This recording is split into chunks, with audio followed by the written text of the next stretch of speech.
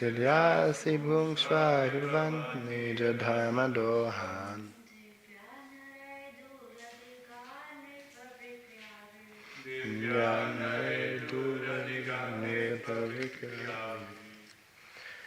Word for word in translation now. Anya, others. Punaha, again.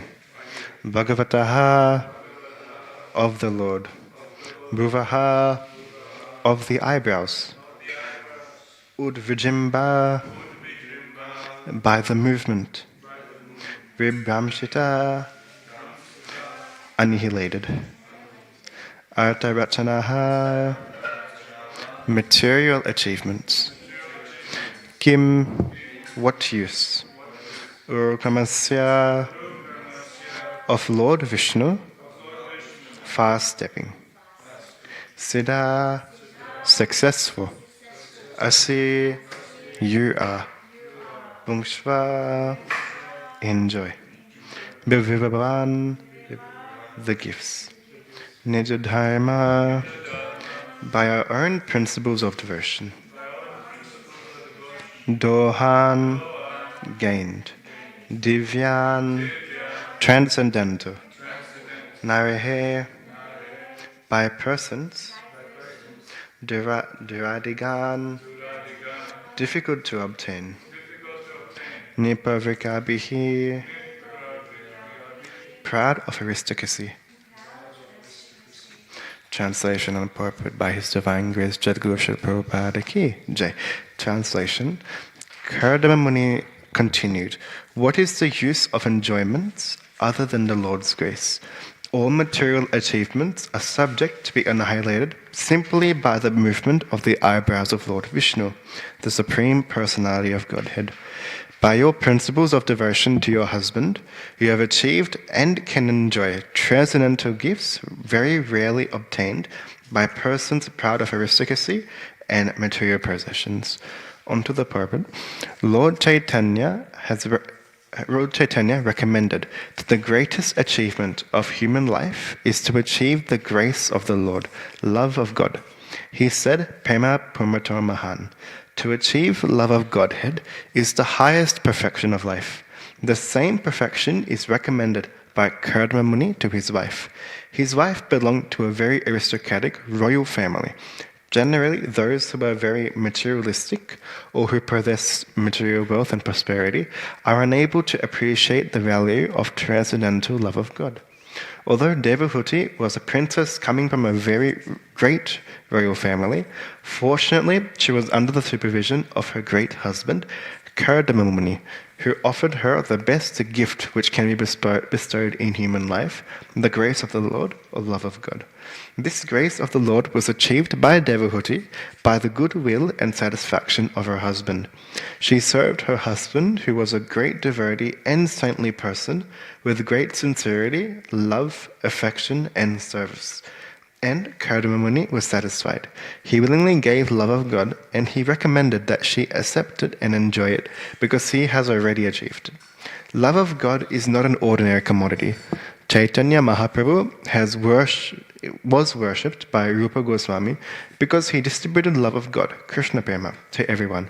Rupa Goswami praised him as Mahavadanyaya, a greatly munificent personality, because he was freely distributing to everyone love of Godhead, which is achieved by wise men only after many, many births. Krishna Prema, Krishna consciousness, is the highest gift that can be bestowed on anyone whom we presume to love. One word used in this verse, Nijadharma Dohan, is very significant. Devahuti, the wife of Kardama Muni, achieved an invaluable gift from her husband because she was very faithful to him. For a woman, the first principle of religion is to be faithful to her husband. If, fortunately, the husband is a great personality, then the combination is perfect and the lives of both the wife and the husband are at once fulfilled. Srila Prabhupada Ki Jai. onto Manglacharan. Om Jnanatimidandasya Jnanajana Shalakaya Chakshurunmilitam Yena Tasmai Shri Guruve Namaha Shri Chaitanya Manobhishtam Stapitam Yena Bhutale Swayam Rupa Gadhamayan Dadhati Swapadandikam Vandeham Shri Gurun Shri Uttapadakamalam Shri Gurun Vaishnavamscha Shri Rupam Sagujatam Sahagana Raghunathan Vitam Tam Sajivam Sadvetam Savadutam Parjana Sahitam Krishna Chaitanya Devam Shri Radha Krishna Padhan Sagana Lalita Shri Vishakan Vitamscha He Krishna Karuna Sindhu Dina Bandhu Jagat Patit Gopesha Gopika Kanta Radha Kanta Namostude Tapta Kantana Gorangi Radhe Vrindavaneshwari Vishabhanu Sudhe Devi Pranamahami Hari Priya Vancha Kalpatarubhyasya Kripa Sindhu Bhavevacha Patitanam Pavanebhyo Vaishnavebhyo Namo Namah Jai Shri Krishna Chaitanya Prabhu Nityananda Shri Advaita Gadadaya Shivasadi Gaura Bhakta Vrinda Hare Krishna Krishna Krishna Hare Hare Hare Rama Rama Rama Hare Hare Hare Krishna Krishna Krishna Hare Hare Hare Rama Rama Rama Hare Hare Hare Krishna Krishna Krishna Hare Hare Hare Rama Rama Rama Hare Hare. Hare Krishna. Once again, thank you very much for attending this morning's Srimad Bhagavatam class. As you all know, I'm very unqualified to sit on the Vyasasana, what to speak or speak. If I do say anything offensive, please forgive me. And please pray for me. Please give me the strength so that I can actually try and please their lordships. So today's verse is text number 8. I'll read the translation one more time. Karadama Muni continued, "What is the use of enjoyments other than the Lord's grace? All material achievements are subject to be annihilated simply by the movement of the eyebrows of Lord Vishnu, the Supreme Personality of Godhead. By your principles of devotion to your husband, you have achieved and can enjoy transcendental gifts very rarely obtained by persons proud of aristocracy and material possessions." So in this particular translation, there are 5 points being made by Karadama Muni towards Devahuti. The first point is actually a question which we should all ask ourselves in this material life. The question is, what are the use of enjoyments other than the Lord's grace? What is the use of material enjoyment that is contrary to spiritual life? The second is actually an explanation. The second point being made is all material achievements are subject to be annihilated simply by the movement of the eyebrows of Lord Vishnu. So here, Karadama Muni is essentially stating that just by Lord Vishnu or Lord Krishna moving his eyebrows, the whole material manifestation, the whole achievements that we strive for day in, day out, that can be destroyed in an instant. The third point being made is devotion. So the third point is that Devahuti was devoted to serving her husband, who was a pure devotee, a saintly person, as the purport elaborates. The fourth point is the fruit of her devotional service, namely that she was able to enjoy gifts. By gifts, it means given by someone. We'll keep that in mind. We'll discuss this a bit later. And the final point is actually a warning that Karadama Muni actually gives, saying that the principles of enjoyment, the transcendental gifts that come from it, they cannot be obtained by persons proud of aristocracy and material possessions. So essentially anyone who is proud, they won't be able to taste these fruits. So everything is essentially mentioned in this verse, which is very nice. On to the first point. So the first point is actually 3 Sanskrit words, Artha, Rachana, and Kim. Artha Rachana, Prabhupada translates as material achievements, whereas Kim means what use. So in these three Sanskrit words, as I said before, this is a question that we should always ask ourselves. What is the use of material achievements? Now, to understand what material achievement actually is, we need to understand what is material. Before we go to achievements, material itself, in Srimad Bhagavatam 7.13.25, in the purport, Srila Prabhupada makes a very beautiful point. He says that the material world is called Pavarga. Now, Pavarga, as we know in Sanskrit, even Hindi alphabets, there is a line, Pa, Fa, Ba, Ba, and then Ma. So Srila Prabhupada in the purport he elaborates and says that each of these five letters, each of these five syllables, they represent something of the material world. Firstly, there is Pa, which means parishama, so essentially hard labor. So this material world, it's essentially full of hard labor. You have to work very hard day in, day out.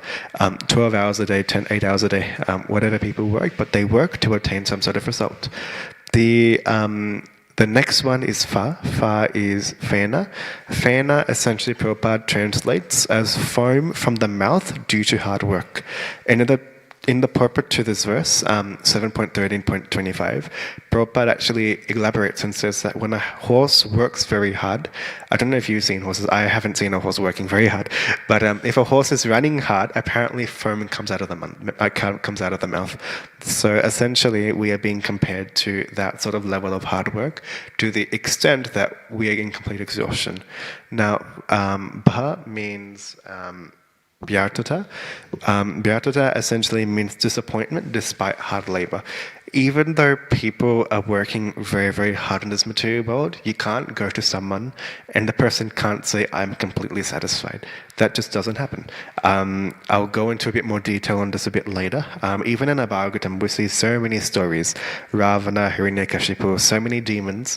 They do so much effort to try and become happy. Like Hiranyakashipu spent tens of thousands of years doing tapasya.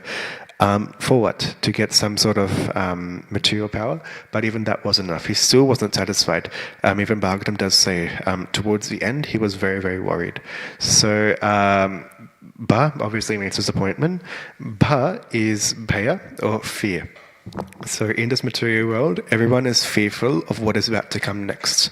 Now, not devotees, but those who are attached to material fruits, they become very, very fearful of death. Now, the reason is because death is seen as this sort of unknown outcome that can happen. And obviously people can be very, very worried about that. So many things they do, life insurance, so many things. But the main thing that they're really worried about is that ultimate end, which is death. Because no one can predict when death would come. That is a source of great fear, because that can essentially cause them to lose everything. Then they have to start again from scratch in the next life. And then Ma means mrityu, which is actually death. So these five elements, hard labor, foam from the mouth, disappointment despite hard labor, being fearful of the unknown, and ultimately death, these five things constitute the material world. Of course, there is birth, death, old age, and disease, but in this particular verse, when it comes to material life in general, when we live our lives, based on the way that we live our lives, it is based on pavarga. So now that we understand what material world is, what material life is, what are achievements? Now, achievements, as we know, if we ask a normal person on the streets, they would say achievements is what we get out of our hard labor, naturally. But in Srimad Bhagavatam 3.23, so this very chapter towards the end, so text number 57, there in the purport, Srila Prabhupada actually says that material achievements are nothing else but cheating by the material energy. Now, how is it cheating? We spend, so many countless hours, countless days, months, years, just to try and achieve some sort of material achievement. When we go to school, the aim is to, finish the year. Then eventually there's a HSC, university degree, then, get married, work, and then like this, everything is based on the next achievement. But at the same time, Srila Prabhupada said that this is cheating.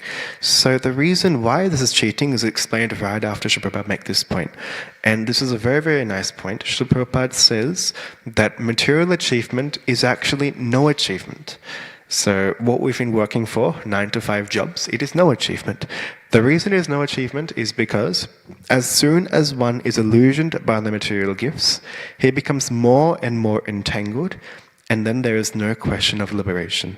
So in this particular point, Srila Prabhupada is saying, as we dive deeper into striving for these material achievements, we begin to entangle ourselves. It becomes almost samadhi towards trying to attain material achievements, become completely absorbed in attaining it. Like I remember last year I completed my HSC, and a lot of friends, I remember they spent maybe the good part of the 6th year of high school just worrying about that number, that eta that they would achieve at the end, and became a bit more intense towards the later years as well. But at the end you can actually see that they put so much attention to achieving material achievements. At the end, it doesn't really mean anything. It means nothing afterwards. You just move on to the next stage of life. So because of this, we need to understand that material achievements essentially spiral into something. My Guru Maharaj was saying that for example, if a person is walking on the streets, he sees a person with a bicycle. The person will say, okay, I want to ride a bicycle. Now that person who is riding a bicycle, he will see a car and he will think, wow, I can have a car. And like this, it will go on and on. The car will see a helicopter will see a private jet. And like this, things just keep on going and going, but people rarely get satisfied, which is the main reason is because it actually entangles us further. We suffer more. So this is one clear example. In the Srimad Bhagavatam, 7th canto, 4th chapter, text number 19, we know the pastime of Hiranyakashipu. Now, Hiranyakashipu, we know, as I said before, he spent so much effort to try and gain some sort of material possession. His name itself, Srila Prabhupada explains that Hiranyakashipu itself, Hiranya means gold, Kashipu means soft bedding. So his name was essentially to try and attain some sort of opulence, wealth, hanker after these material achievements. And Srila Prabhupada actually writes that in the translation, Suta Goswami says that in spite of achieving the power to control in all directions, and in spite of enjoying all types of dear sense gratification, Hiranyakashipu first, he had control over all directions. Essentially all the 3 worlds he had the control of the heavenly planets, near the regions, and as well as Earth. Hiranyakashipu controlled all of these regions. So much power, you can imagine. And he had all facilities of sense gratification at his disposal, essentially. Just click of his finger, he gets so many different instruments for sense enjoyment. But then, in the translation later on, Suta Goswami says, in spite of achieving all of this, Hiranyakashipu was dissatisfied because instead of controlling his senses, he remained their servant. I'll repeat the last sentence one more time. Hiranyakashipu was dissatisfied because instead of controlling his senses, he remained their servant. Now, our senses never, ever, ever get satisfied. Those who know, they will know. The senses, they are constantly hankering for something. And it's very difficult to actually, satisfy them. And what's actually happened is that in this pursuit to try and enjoy the senses, Hiranyakashipu has become a servant of the senses. Now, because of this, eventually we do know that he then hankers for sense gratification. At the end, we know what actually happened. He obviously was killed by Nishimadeva afterwards. He became blinded only because his senses were not actually used properly. He became the servant of the senses. Normally the senses are here so that they could serve the soul's objective to try and reach the ultimate truth, the absolute truth. But at the same time, if it is misused, then it just degrades us further. So I think I've made that point clear. In Narada Bhakti Sutra, text number 5, which is this purport actually is written by Srila Prabhupada. Verse number 5, Srila Prabhupada actually goes on to say that because of this, all material achievements that we obtain are actually useless. He says that as soon as the body is finished, all material achievements are also finished. So unlike spiritual activities that we do, if I go and if I become Bill Gates in this lifetime, then I do die afterwards. Then in the next life, I won't start off with the same bank balance. Who knows, I might be starting from nothing essentially. Material opulence doesn't stay. It always is flickering, which is the reason why Prabhupada says that to obtain our goal, material achievements are always useless. Now, there is one very nice pastime in Ramayan, Valmiki's Ramayan, in Uttarakhand. Valmiki Rishi actually writes a very, very nice pastime of Ravana and Bali Maharaj. Bali Maharaj, not as in Bali, like Sugriva's brother, but Detaraj, the grandson of Prahlad Maharaj.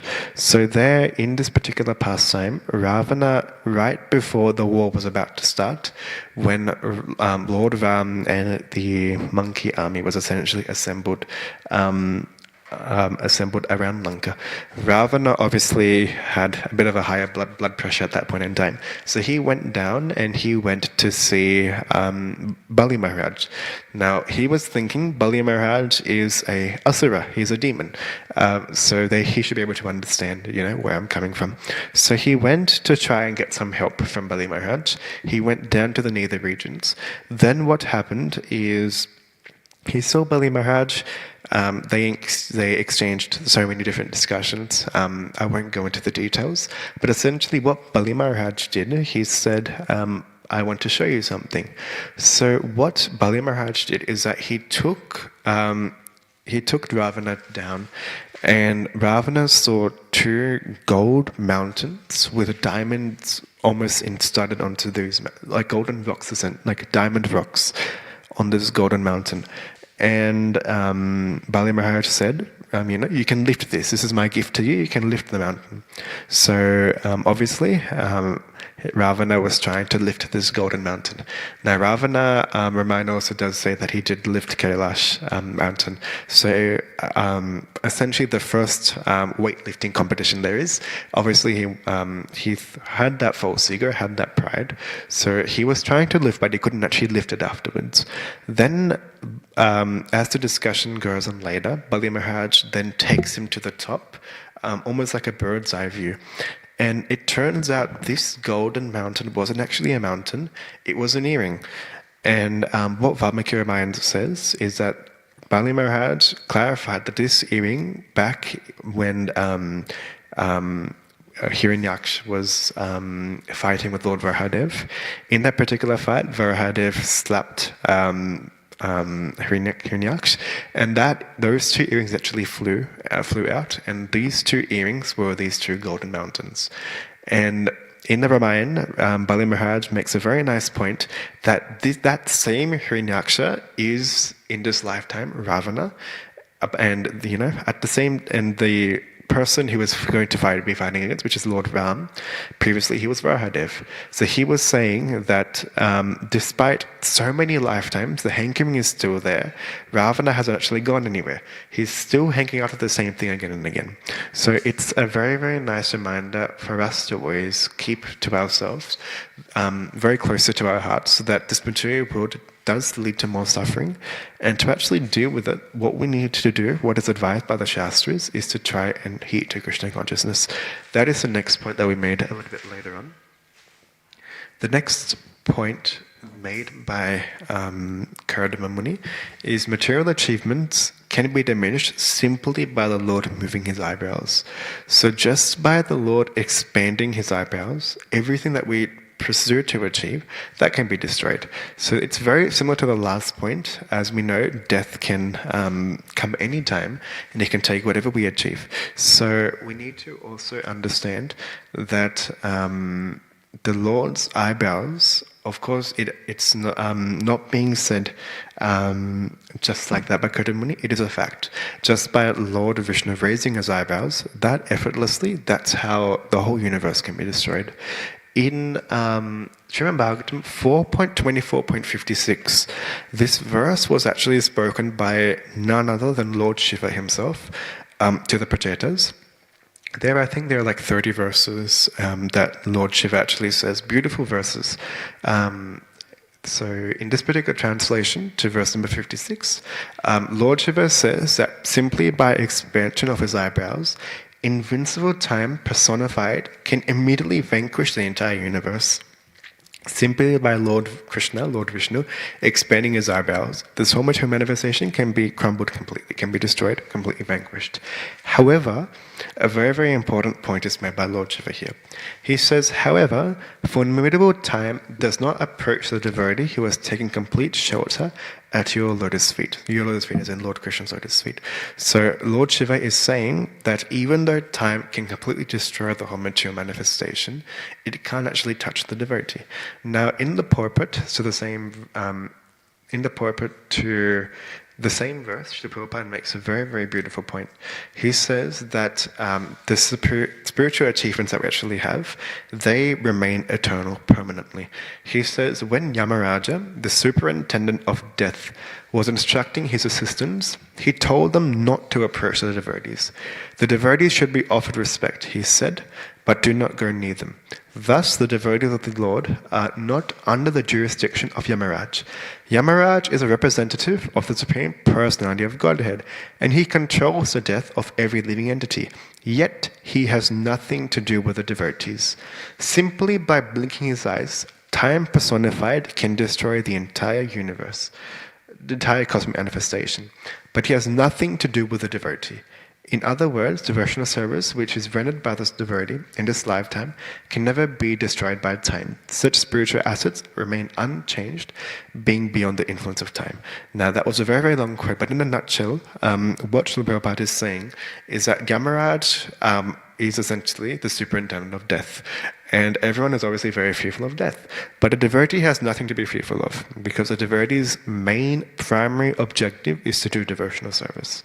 Now, when time comes, when death does come, time actually doesn't touch the devotee. What that means is that time doesn't touch the spiritual achievements made by a devotee.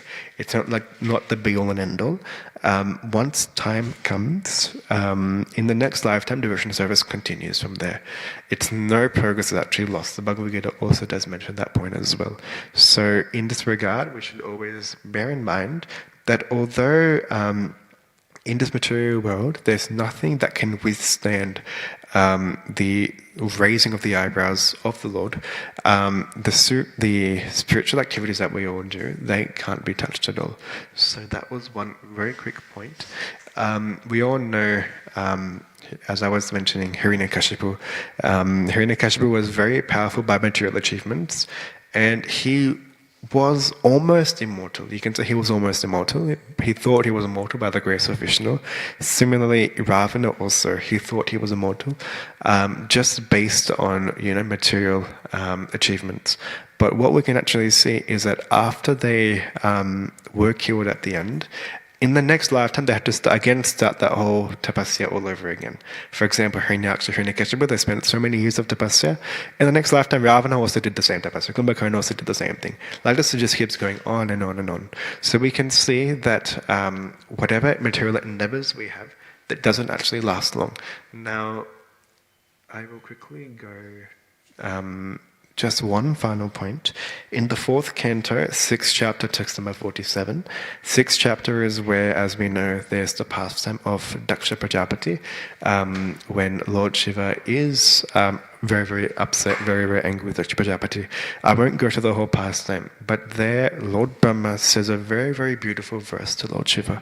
In that verse, he says, persons who observe everything with a differentiation, who are simply attached to fruitive activities, who are mean-minded, who are always pained to see the flourishing condition of others, and who thus give distress to them by uttering harsh and piercing words, have already been killed by providence. Thus, there is no need for them to be killed again by an exalted personality like yourself.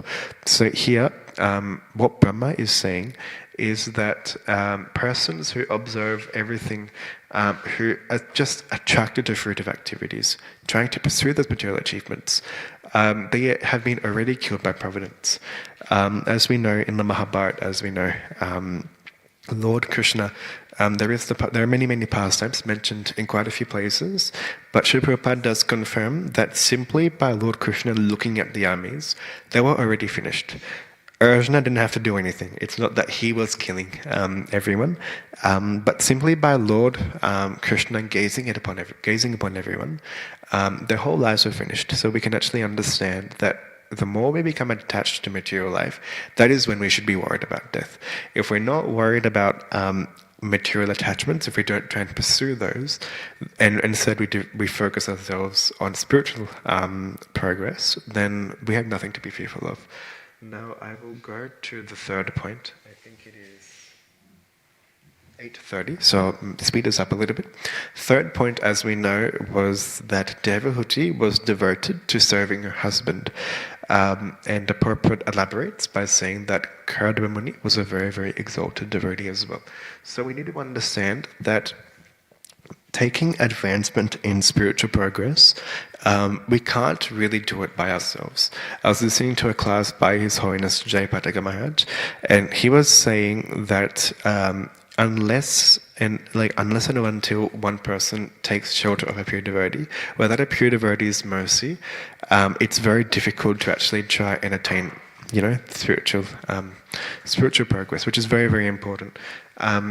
In Srila Prabhupada's purport to 1.1.15, one of the main foundation verses to Srimad Bhagavatam, Srila Prabhupada writes that to take shelter of the lotus feet of the Lord means to take shelter of the pure devotees. To take shelter of the lotus feet of the Lord means to take shelter of the pure devotees. So if we want to take shelter of Lord Krishna directly, of Gopinath directly, we have to go through the devotees first. Without going through the devotees, we can't actually reach Krishna directly. We can definitely try, but it's actually not as fruitful as it would be by surrendering to a pure devotee directly. If we look in Bhagavatam, before the 10th canto, if we look at most of the chapters that are there, all of them are glorifying devotees. The main reason they're glorifying the devotees is, as Srila Prabhupada explains in the end of the 9th canto or the beginning of the 10th canto, Srila Prabhupada explains that the reason the pastimes of the devotees are there is because without surrendering onto the devotees, taking inspiration from the devotees, without doing that, we can't go directly to Krishna's pastimes. So like this, that should be our mood and understanding, that without the devotees, advancement becomes very, very difficult. There is also one point made by His Grace Lal Govind Prabhu, which was a very, very nice point. In this particular class, Lal Govind Prabhu was saying that we know the pastime of Gajendra Moksha. Everyone knows that pastime. The crocodile was fighting with Gajendra for 1,000 celestial years. For comparison, one celestial day equals 6 Earth, like months on Earth. So we can imagine that it's quite a very, very long time to be fighting. So after this, finally, Gajendra obviously surrendered unto the Lord. He raised the lotus flower towards the Lord. But afterwards, Srila Prabhupada His Grace Lal Govind Prabhu makes the point that who called Lord Krishna to come? Gajendra called.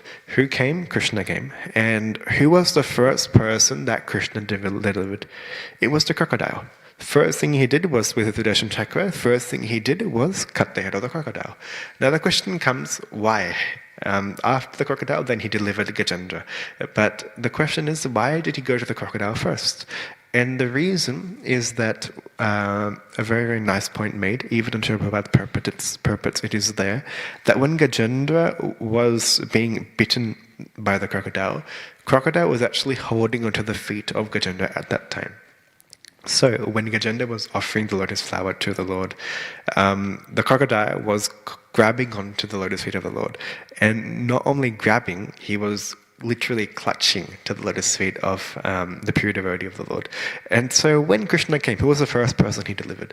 The crocodile he delivered first. So from this we should understand that even though, of course, we don't cling ourselves to the lotus feet of a devotee like a crocodile, but by surrendering ourselves to a devotee's lotus feet, advancement becomes very, very easy. Krishna becomes more than pleased if we actually surrender to a pure devotee. Now, I'll make one final point before I proceed further, made by Lord Nrsimhadev, Srimad Bhagavatam, Canto 7, Chapter 9, Text number 19. Now, Nrsimhadev, after he is pacified by Prahlad Maharaj, he says a few verses, and these verses, I think this verse is definitely one of my favorite verses. Very, very beautiful verse that Nrsimhadev actually says. I won't go through the Sanskrit, I'll just go through the translation. Nrsimhadev says, Yatra yatra chamad bhakta. So yatra yatra obviously means wherever and wherever and whenever. Cha mad bhakta. Mad bhakta means my devotees. Then he says prasanta samadarshana.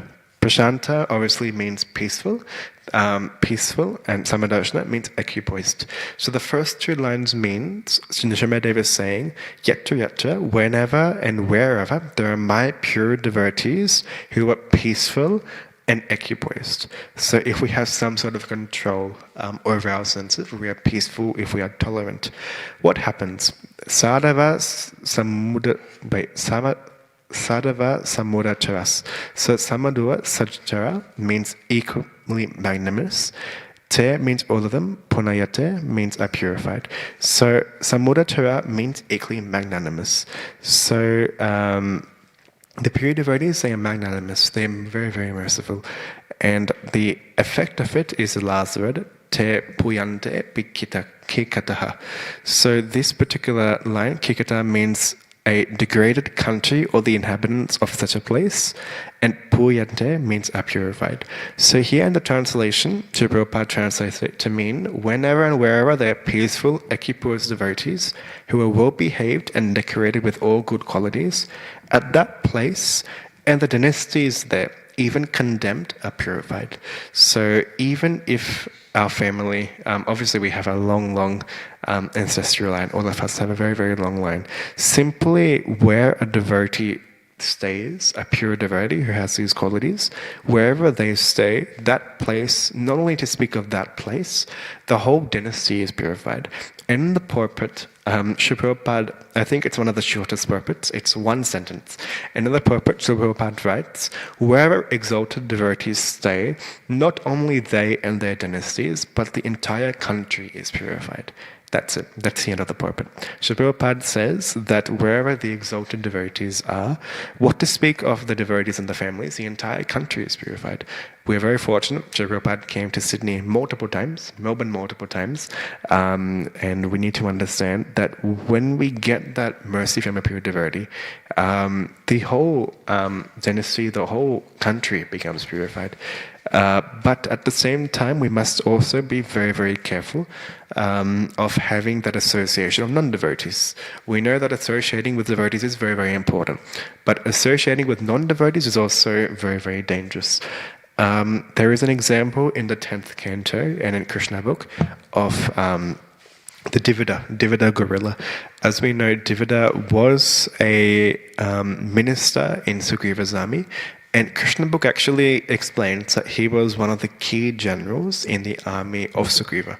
So when Sugriva, the monkeys from Kishkinda, they came and they were fighting against Ravana in Lanka, he was not only a soldier, he was a key general. He was actually one of those key generals that was overseeing a particular division. So Divida, as we know, was probably the best service out there. He was fighting for the Lord. But eventually what happened later on, he became a friend of Narakasura. Now, I'll go into the parts of Narakasura in a bit more detail later. But because he became a friend of a demon, he began to have that quality of a demon. And eventually, as we know, he was later killed by Balaram. Balaram, obviously none other than Lord Lakshmana himself. And when Lord Balaram actually killed Divida, Lord Brahma actually makes a series of prayers there. And Lord Brahma says that essentially, Divida was a demon, not by his birth, but by his acts. So even though Divida was a Vanara, he served Lord Ram, did so much service, that wasn't enough. What was missing was that he wasn't actually associating with a devotee. This is a particular specific reason as to why we should associate with devotees. We can do many, many services, a lot of services in the temple, but if we don't surrender to a pure devotee, it becomes very difficult. Divida, as we know, he became entangled by material association, and his whole consciousness was changed. Similarly, Narakasura, so the friend of the friend essentially. So there was first Divida. Now Narakasura, he, as we know, was the son of Rahadev and Bhumi Devi together. So he was the son of Rahadev and Bhumi Devi, Narakasura. I mean, there can't be any higher parentage than that. The father is none other than Lord Vishnu himself. The mother is Bhumi Devi. Regardless, though, he started off as a good king. He was raised in Mithila, but he had bad association with Banasur. So he had bad association. Because of that, he became friends with another demon, and because of that, his consciousness also became polluted as well. So because of that, we should understand that we must associate with devotees. I think we have 3 minutes, so I'll quickly conclude. Hari Bhakti Vilas, as we know, was written by Srila Sanatana Goswami. And 2.10 is where Sanatana Goswami gives all living entities a duty to perform. He says it is a duty of every human being to surrender to a bona fide spiritual master, giving him everything, body, mind, and intelligence. One must take Vaishnava initiation from him.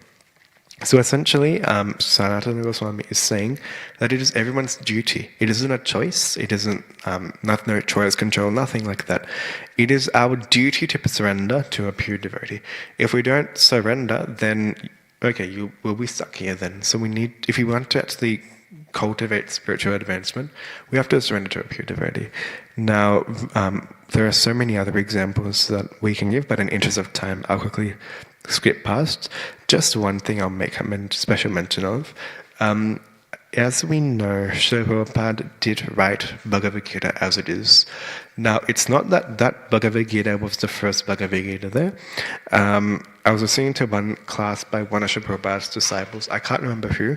I think it might be Govinda Maharaj. His son is Govinda Maharaj. One of them. But he was saying that before Srila Prabhupada's Bhagavad Gita was published, more than 200 versions of the Gita was published. 200 versions. That's a lot of versions of the Bhagavad Gita. But he was saying, after 200 versions, he was saying that not one person actually became a pure devotee. People obviously became inspired, but not a pure devotee. The reason is because at that time, the writing was different. The writing was based on whether it's self-speculation or to please the authorities. It wasn't actually based on, pure devotion to the Lord. It wasn't actually pure, wasn't bona fide. But when Srila Prabhupada actually published Bhagavad Gita, we can see so many people, even today, so many people are becoming into Krishna consciousness. So that's the main reason why hearing from a bona fide source is very, very important. We have 1 minute, so I'll quickly go through the last point. Essentially, Devahuti achieved gifts given by someone. Devotional service is a gift, and we can't attain that gift by ourselves. We have to surrender to a pure devotee. Only by their mercy do we get devotional service. In Nectar of Devotion, page number 14, Srila Prabhupada writes, Krishna does not agree to award devotional service to merely anyone. Now, Krishna is obviously he's impartial, but at the same time, he doesn't award devotional service to anyone. It's not like, almost like just free giveaways. It's not he gives service to anyone. Next sentence says, Krishna can easily offer a person material happiness or even liberation, but he does not agree very easily to award a person engagement in his devotional service. Then it says, devotional service can in fact be attained only through the mercy of a pure devotee. So if you want to serve their lordships, we need the mercy of the pure devotee first. There are so many examples. As I was saying, His Holiness Jayapataka Maharaj, he was also mentioning that he said, if a devotee feels that I can be Krishna conscious without the association of devotees, it is a very dangerous situation. More we separate from devotees, more we bounded by the attacks of Maya. So here Jayapataka Maharaj is saying that the more we separate ourselves from true devotees, the more we try and essentially go solo, try and advance ourselves, the more we can be attacked by Maya. So we should bear that in mind. I'll just conclude with 2 points. One point was made by His Holiness Bhaktichara Swami Maharaj. Other point was made by His Holiness Ganamakananda Maharaj. His Holiness Bhaktichara Maharaj, he was saying in one class that all our own endeavors can take us to a certain level. So when we try, of course, it's not that we shouldn't try and serve. We can try and serve. Our service to Krishna shouldn't be stopped. We can try and serve Krishna, and that will reach us to a particular level.